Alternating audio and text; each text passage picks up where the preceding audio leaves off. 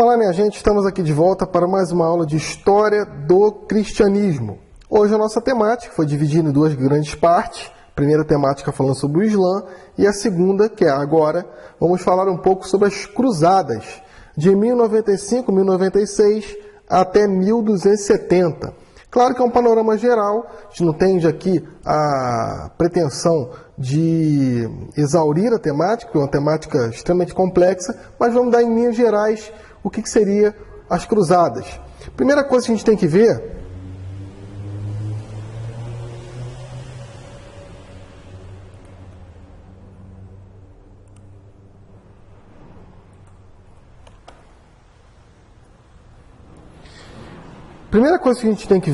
é o que seria o anacronismo histórico. É uma coisa que a gente não pode cometer, um pecado que o historiador, o estudante de história, e quem está se debruçando também sobre a história, como você que tem acompanhado os vídeos, que tem acompanhado as aulas nos cursos, que tem acompanhado o curso especificamente em Teresópolis, a gente não pode cometer esse pecado histórico, que seria o anacronismo.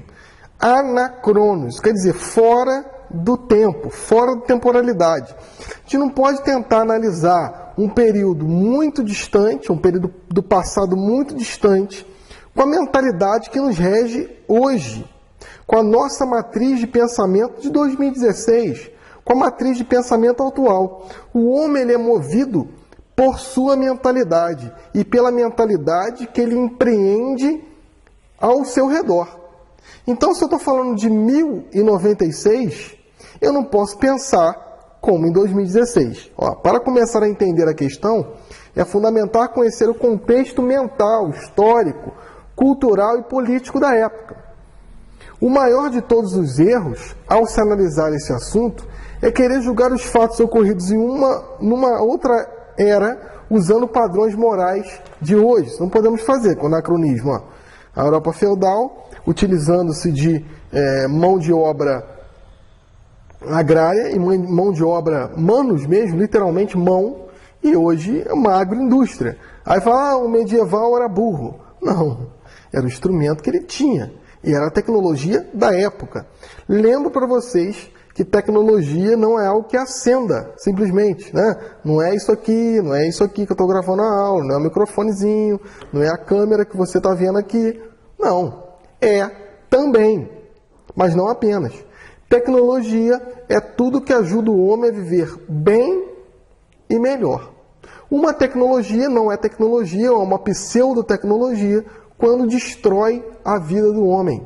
Quando a tecnologia tende a melhorar a vida do homem, e aí, sem dúvida nenhuma, ela recebe o nome de tecnologia. Tá? O contexto que nós estamos vivendo nas cruzadas, tá? A decadência do feudalismo aproximadamente 1050. Né? Quais são as transformações básicas? A autossuficiência para a economia de mercado, né? Um pouco de terminologia até um pouco anacrônica, né? A autossuficiência para a economia de mercado. O que seria isso em linhas gerais? Né? Estou usando aqui uma história um pouco materialista para explicar isso. O que seria a autossuficiência para a economia de mercado? A produção de excedente. Basicamente isso. A comida começou a sobrar. E eu comecei a vender a comida que sobra. Tá? Então isso basicamente é a Revolução Feudal. Quem faz esse tipo de venda é o próprio agricultor, que se torna agora um burguês, do burgo. Tá? Ele começa a estabelecer comércio com outros polos, tá? E passa a vender o que ele produz. Tá? A característica principal do burguês, a gente pode ver isso nas obras de Karl Marx, o burguês é aquele que detém os meios de produção. Tá? Uma vez eu dou aula aqui na Universidade, né, Católica de Petrópolis, e alunos de História. Né? A gente tem alunos de História que são bem materialistas. Concepção bem material da história. E aí eu cheguei com o meu carrinho popular, aí a aluna gritou, professor, hein? Mó burguês, hein? Aí eu fui tirei meu contra-cheque e mostrei para ela que, minha cara, eu sou assalariado, eu não sou burguês. Burguês, se eu fosse o dono da universidade, eu não detenho os meios de produção, então eu não sou burguês. E a formação das monarquias nacionais, esse é o contexto, né? E a gente tem o crescimento populacional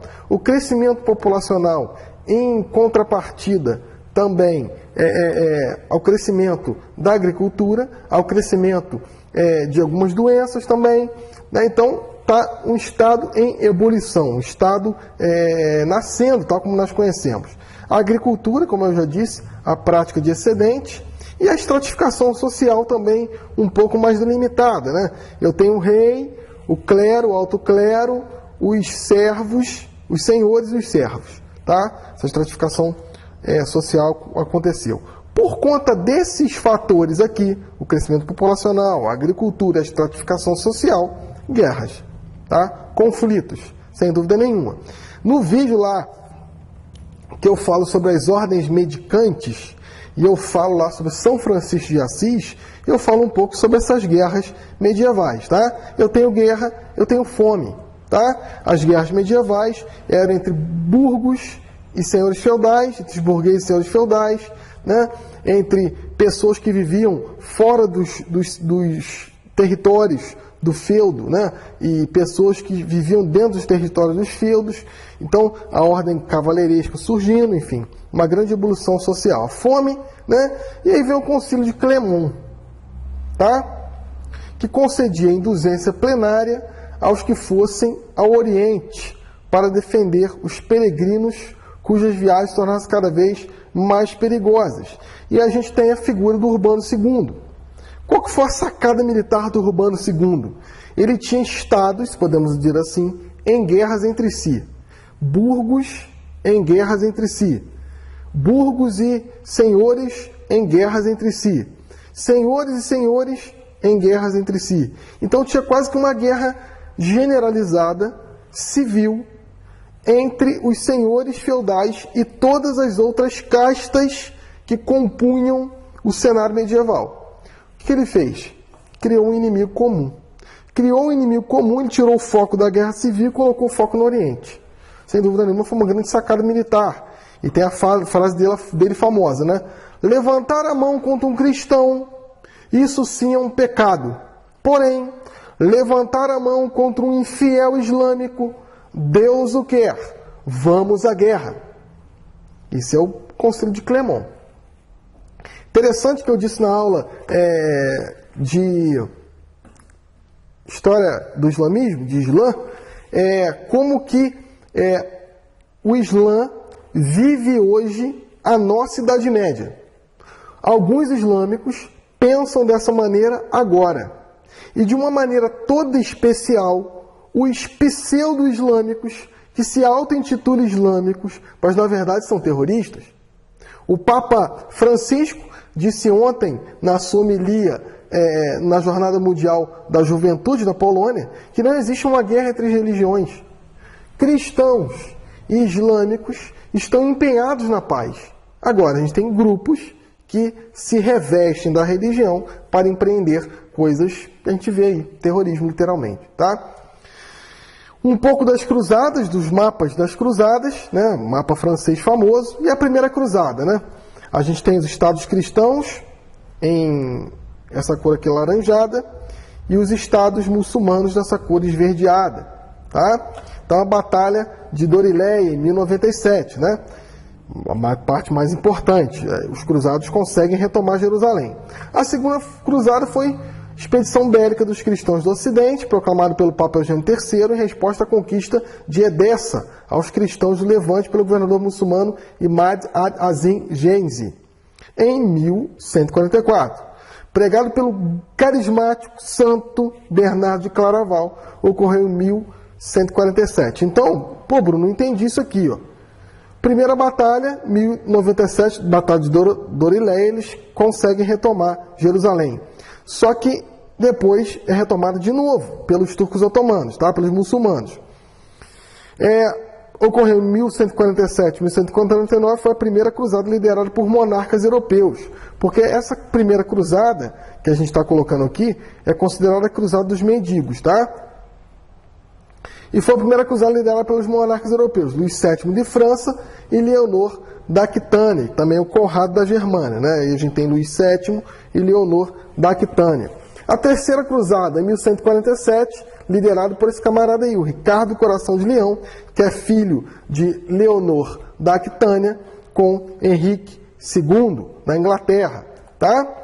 E as outras cruzadas, Cruzada Popular dos Mendigos, Primeira Cruzada 1096 a 1099, teve sucesso, Segunda Cruzada 1047 a 1049, que não teve sucesso, a Terceira Cruzada 1089, 1092, que também não teve sucesso, e assim sucessivamente. A gente tem a Cruzada Albigense, que é contra um tipo de cristão, tá? Bruno, tu deu um panorama geral aqui sobre as cruzadas, muito rapidamente, tá? O que seria as cruzadas? Dá uma definição pra gente. O que seriam as cruzadas, basicamente? As cruzadas são um levante bélico, tá? Militarizado, para buscar o domínio da Guerra Santa, da Terra Santa. Jerusalém tem 800 quilômetros, gente. Aproximadamente 800 metros quadrados. Jerusalém é um território inóspito, tá? Mas que é importantíssimo, tanto para cristãos, quanto para judeus, quanto para muçulmanos. E eles guerrearam por conta disso, tá? A gente tem períodos interessantes das cruzadas, como Saladino, tá? O grande rei Saladino. A gente tem Francisco de Assis na Segunda Cruzada pedindo para parar a guerra, ele para a guerra. Tá? Então, questões interessantíssimas. Militarmente foi um fracasso total. Agora, a questão do comércio foi algo sensacional. A gente tem aqui o mapa das cruzadas, esse mapa aqui, basicamente, que vai mostrar como os cristãos novamente retomaram o domínio do Mediterrâneo, que outrora era turco-otomano. E isso vai criar, ainda em 1289, que é a última cruzada, uma unidade cristã bem interessante, que vai culminar 100 e poucos anos depois, com a queda, né, desses estados aqui muçulmanos, né, com a Guerra da Reconquista, em 1492. Tá? Basicamente isso que eu tinha que falar sobre as cruzadas, rapidinho, né? E indico para vocês alguns livros de história do cristianismo, os que eu já indiquei, né?